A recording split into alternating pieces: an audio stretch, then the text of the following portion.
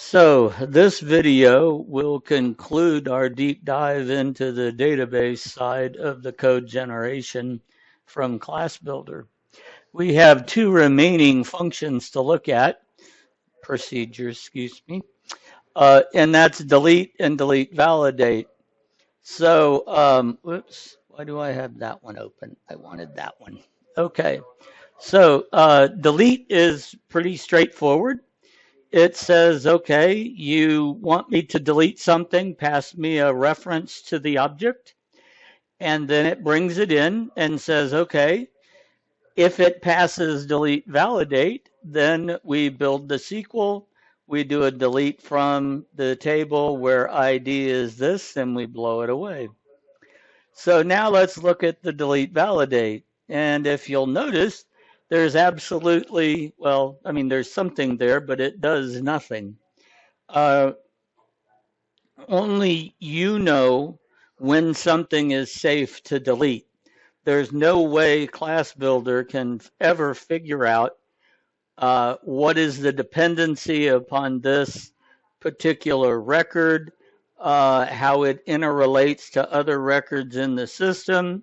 I mean, we have the integrity of SQL actually built in when you actually reference another table by a table and you build a foreign key to a table, then that will automatically stop you deleting the parent without deleting the child.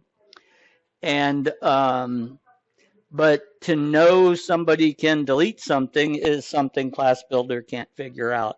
So what I've done is built you a example.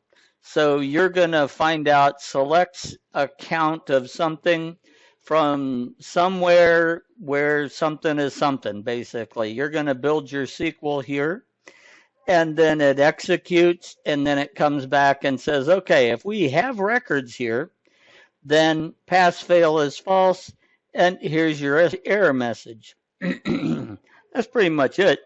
What you're doing is saying, okay, is this ID referenced on this table? That kind of a test.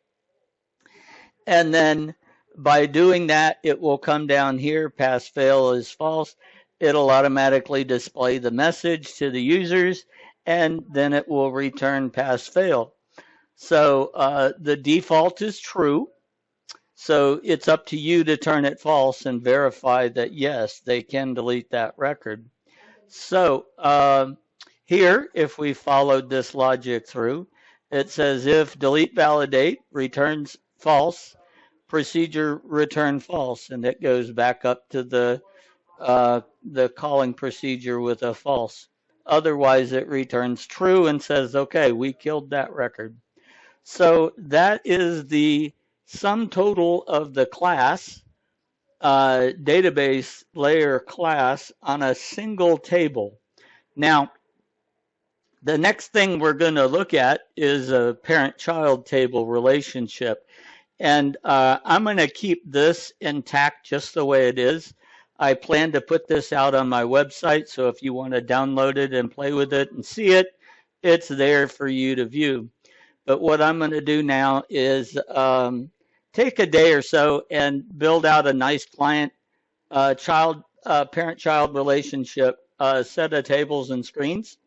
Test it all out good, and then we'll come back, and the only thing I'll start with on the videos for this will be the screen layouts, and then we will go into ClassBuilder and build a parent-child relationship.